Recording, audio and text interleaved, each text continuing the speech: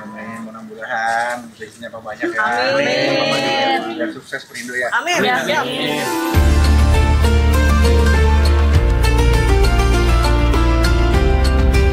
Alhamdulillah kita dari DPP Perindo hari ini turun langsung ke wilayah terdampak banjir di Bekasi Timur, yaitu tepatnya di Kampung Cerewet.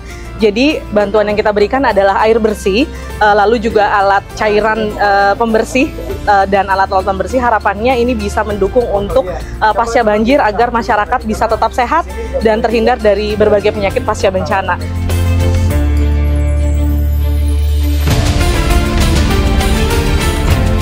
Semoga sumbangan atau perhatian ini dapat kita berikan kepada warga di wilayah 14 bisa bermanfaat, membantu mengatasi musibah bencana banjir ini. Amin. Dan semoga buat Perindo, insya Allah menjadi sebuah keberkahan dan maju buat Perindo. Terima kasih.